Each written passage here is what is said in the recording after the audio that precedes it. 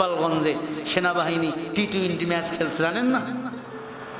সেনাবাহিনীর গাড়িতে হামলা যখন করছে, ইউনের গাড়িতে হামলা, তখন টি-20 ম্যাচ খেলছে। কয়েকটা ওই ছাত্রলীগের কুকুরগুলো পিডানি খাইয়া মরবে মরবে ভাব, মেডিকেলে গেছে, অক্সিজেন লাগাইছে। এরপরে কয় জয় বাংলা জয় বঙ্গবন্ধু, জয় বাংলা জয় বঙ্গবন্ধু। গাই সাংবাদিক, ছবি তোল, আমি মরতেছি অক্সিজেন মুখে, জয় বাংলা বলতে বলতে যেন আমার মরণ হয়। কারণ বঙ্গবন্ধু আমার জীবন, শেখ হাসিনা আমার কলিজা, জয় বঙ্গবন্ধু হলো এটা আমার কালিমা। নাউজুবিল্লাহ। চিন্তা করে দেখেন মানুষের ঈমান কতটুকু কমে গেছে। দুঃখের বিষয়, পরিতাপের বিষয় রে মুসলমান, সেনাবাহিনী পিটাইছে, পুলিশ পিটাইছে, যৌথ বাহিনী ধরে পিটাইছে, ছাত্রদের উপর হামলা মেনে নেওয়া যায় না। মার খাইয়া মরবে ভাব, অক্সিজেন মুখে লাগাইয়া মারা যাবে কখন? ডক্টর ট্রিটমেন্ট করতেছে, ওই মেডিকেলের বারান্দায় বেসের উপরে এমার্জেন্সিতে বান্দাকে নেওয়া হয়েছে, ট্রিটমেন্ট দিবে। এমন সময় জয় বাংলা জয় বঙ্গবন্ধু বলতে আছে, জবানে একবারও কালিমা তার উচ্চারণ হলো না। তাই তিনি মরছে না বাড়ছে আল্লাহ ভালো জানে। ওই জয় বাংলা বলতে বলতে যদি মারা যায়, বলেন সে জান্নাতি না জাহান্নামী? সবাই বলেন। জিয়াউর রহমানের স্লোগান দিয়ে যদি কেউ মারা যায়, জান্নাতি না জাহান্নামী? মাথা খারাপ হয়ে গেছে আমগো। এক পাতি নেতা কয়, জিয়াউর রহমানের নাম নিতে হলে উজু করেই নেওয়া লাগবে। জোরে কয় না নাউজুবিল্লাহ?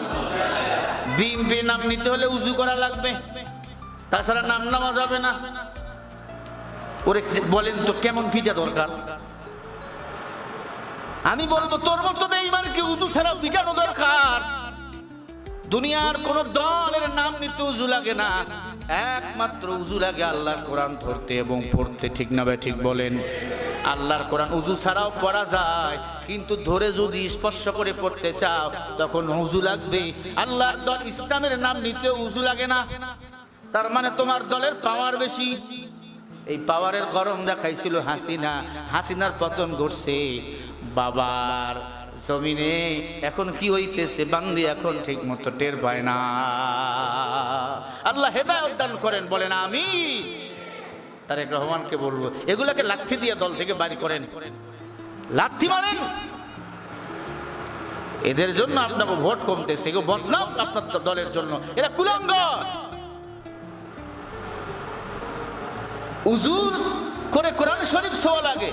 আল্লাহর দলের নাম হলো ইসলাম, ইসলামের নাম নিলে উজু লাগে না। তোমার দলের নেতার নাম নিলে উজু লাগে। ওরে বাপ রে বাবা, তোমার দলের নেতা কত বড় বিশ্বাস। আল্লাহ হেদায়েত দান করেন, বলেন আমিন। এ ভাই জোরে বলেন না আমিন। আবু জেহেল আবু লাহাব বলে, এই বুঝেছি, আর নিয়াত টিয়াত করে লাভ নাই, এখন কি করে লাগবে? তা কুতিলা মোহাম্মদ, মোহাম্মদকে মেরে ফেলা লাগবে। কারণ মোহাম্মদ কোরআন তেলাওয়াত করলেই সাপুরিয়া যেমন বিন বাজালে সাপ গর্তে থাকতে পারে না, ওই সাপুরিয়ার বিনের চেয়ে মোহাম্মদের কোরআনের পাওয়ার 1000 কোটি গুণ বেশি আল্লাহ বাড়াইয়ে দিয়েছে। বলেন সুবহানাল্লাহ। ঘরে থাকতে পারুন না, ইসলামী দলের সমাবেশ হয়, মুসলমানরা ঘরে থাকতে পারে না, সবাই ছুটে গিয়ে সেখানে সমর্থন করে। ঠিক কিনা? আল্লাহ আমাদের সফল করার তৌফিক দান করেন। জোরে কোন আমিন। এ ভাই জোরে বলেন না আমিন।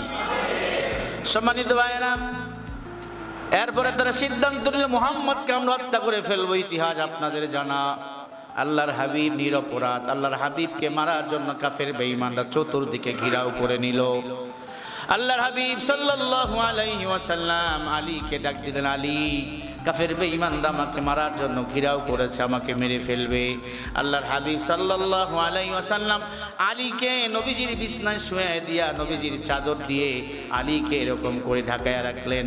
আর যত কাফের বেঈমান আমার নবীর কাছে অর্থগুলো আমানত রেখেছিল, আলীকে দিলেন, আলী তুমি আগামীকাল সকাল হলে কাফেরদের মাঝে তাদের অর্থগুলোকে ভাগ করে দিবা। বলেন সুবহানাল্লাহ।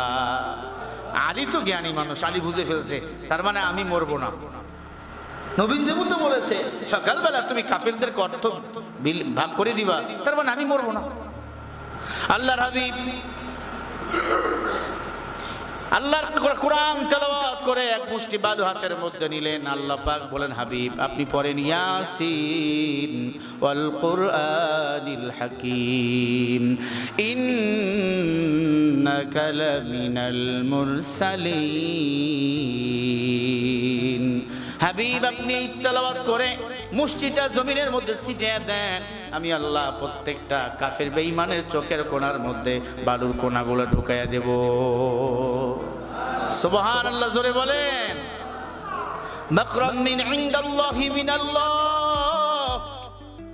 সব বুঝে আল্লাহর মক্কর বুঝা যায় না। কখন আপনি বাদশা, কখন আপনি ফকির। সবাই খুঁজতেছে মোহাম্মদ কই। নবী যখন বালুর গুলো ছিটাইয়া দিছে, আল্লাহ তাআলা বাতাস দ্বারা সবার চোখের ভিতর বালুর কোনাগুলো ঢুকিয়ে দিছে। সবাই চোখ ডলে। নবীজি একটা দৌড় দিয়া আবু বকরের বাড়িতে চলে গেছে। আবু বকর ওঠো, এখন এই সময় আমাদের মক্কা থেকে মদিনায় হিজরত করা লাগবে। আল্লাহর হাবিব হিজরত করলেন, ইতিহাস লম্বা।